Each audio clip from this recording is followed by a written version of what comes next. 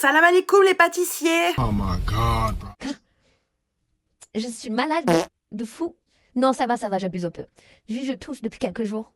Je pense que c'est une punition divine parce que parfois je prends des mauvaises décisions.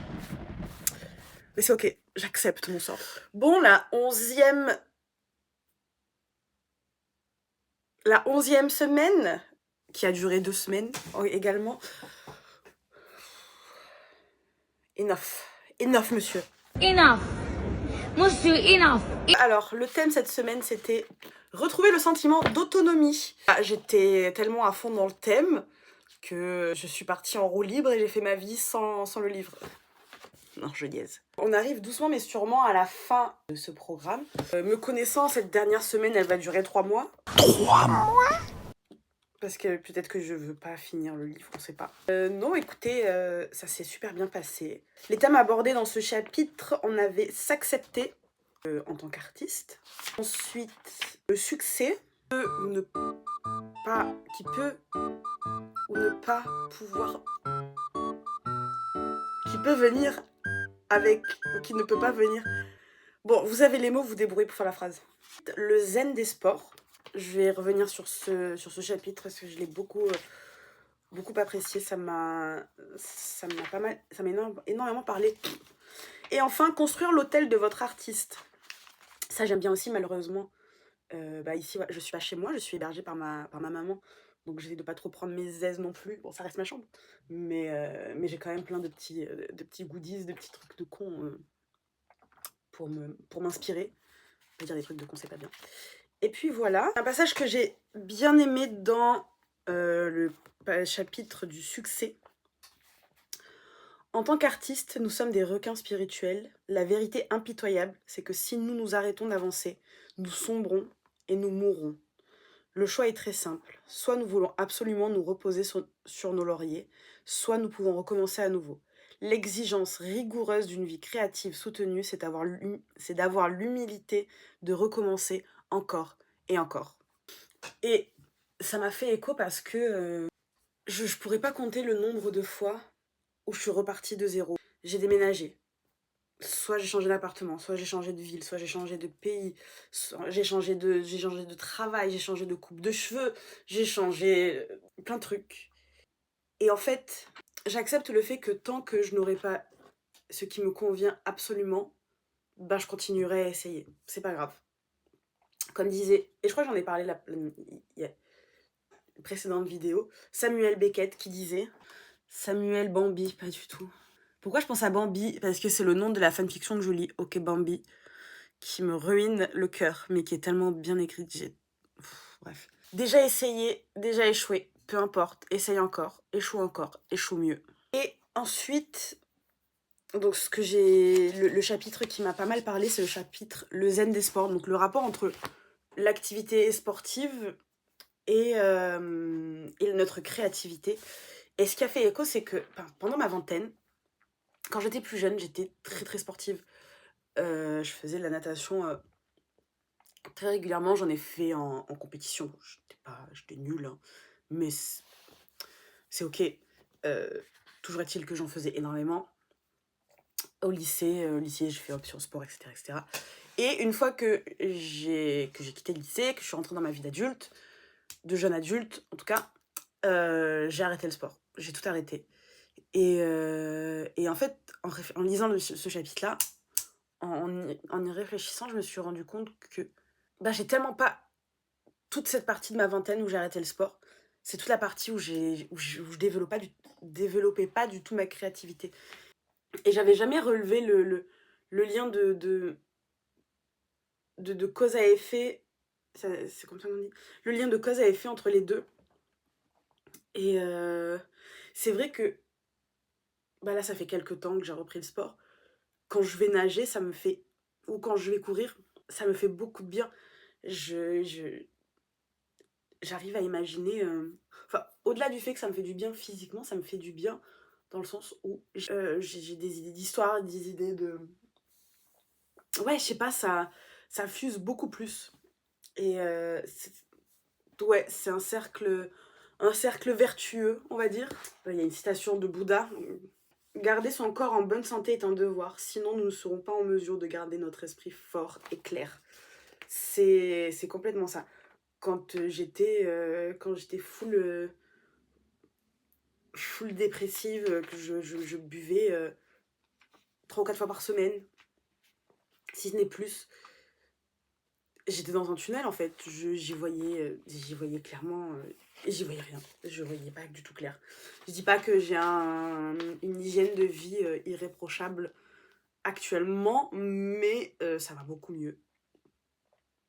Je mange bien, je fais du sport. Bon, la cigarette, j'ai un peu de mal à arrêter en ce moment, mais ça viendra.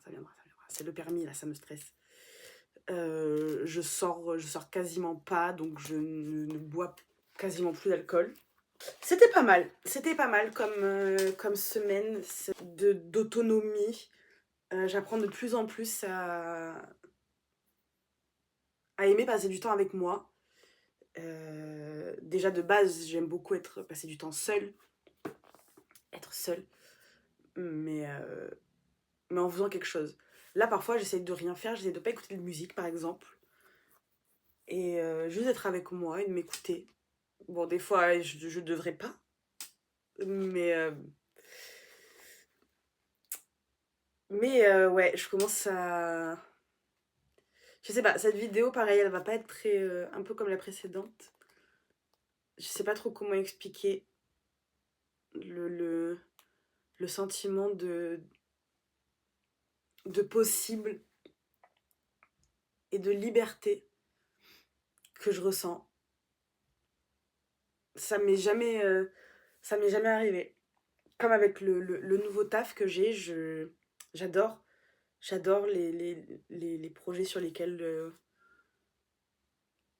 les projets qu'on m'a donnés, ce que j'apprends. J'adore mes collègues.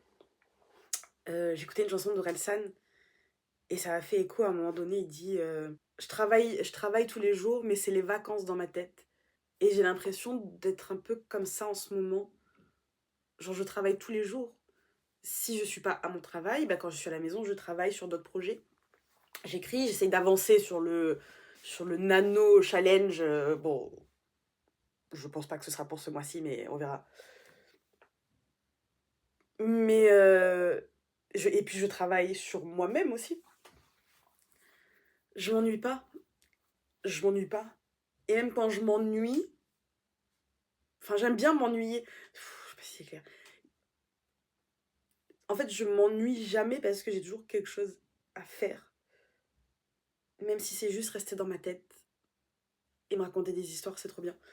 Bref, c'est cool. C'est cool. Même si professionnellement parlant, je sais pas trop quel chemin prendre. Je sais pas trop où aller. Je ne sais pas quel est mon plan A ni mon plan B. Mon plan B, c'est de marier un riche boug. Je l'attends. J'attends qu'il vienne toquer à ma porte. Bah. Oui, professionnellement, je sais pas vers où je veux aller parce que les métiers créatifs, c'est complètement bouché, c'est très compliqué. Compliqué, mais pas impossible, c'est sûr. Il faut que je réfléchisse à une stratégie, et il faut que je continue à développer mon style, en fait, pour proposer quelque chose de différent. Même si je pense que c'est compliqué de proposer des choses différentes à notre époque. Bref, pas de difficulté. Les pages dans mon nouveau carnet tout doux, je préfère être honnête, j'ai de la misère à les faire. En tout cas, quand je travaille, parfois je les fais en rentrant l'après-midi.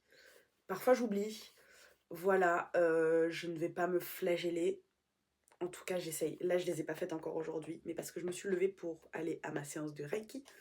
Mais une fois que j'aurai filmé cette vidéo, où est le... Ah, j'irai écrire... Ça me fait un long doigt. Iti. Iti. Téléphone.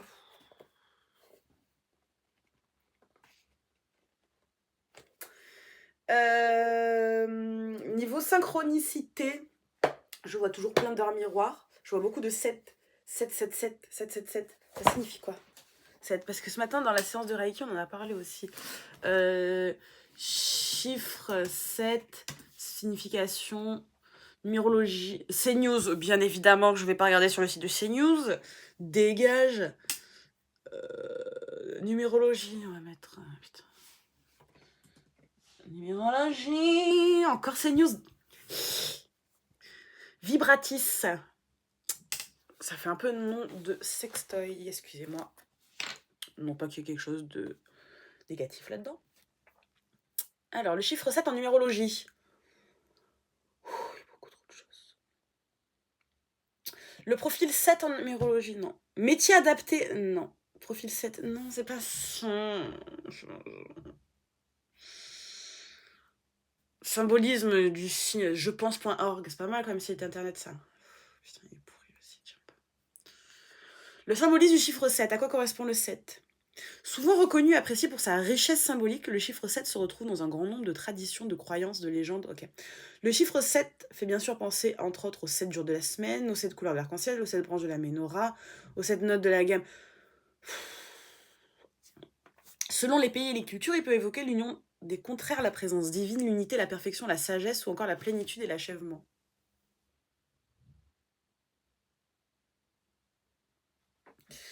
Par ailleurs, nous allons blablabla. Le 7 évoque le 7 évoque le cycle parfait abouti achevé, c'est la création du monde en 7 jours, de la Genèse, le repos du 7e jour symbolisant le pacte entre Dieu et l'homme. L'union des contraires, la fécondité de l'union. Ah, j'ai rêvé il y a 2 jours que j'étais enceinte, genre maxi enceinte, genre je vais pas accoucher dans pas longtemps. Bon bref, que des bonnes choses. Qu'est-ce que j'ai à raconter d'autre? Lecture, bon, je suis en train de terminer enfin le guide du scénariste, mais parce que j'ai fini, je suis à jour sur ma fanfiction. Là, j'attends le prochain chapitre. Donc il faut que je speedrun le guide du scénariste. Je vais quand même prendre des petites notes parce que j'aimerais faire un article dessus pour mon Instagram. Et surtout, je le rends vendredi. Ensuite,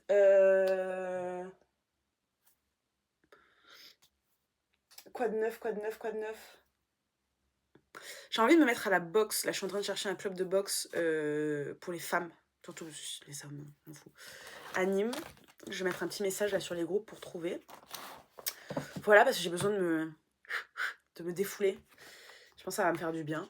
Et puis, on va attaquer la semaine 12. La semaine 12, retrouver le sens de la foi. Ça va être intéressant. Ça va être très intéressant. Parce que j'ai un rapport avec la foi assez particulier. Enfin, assez particulier. Bref.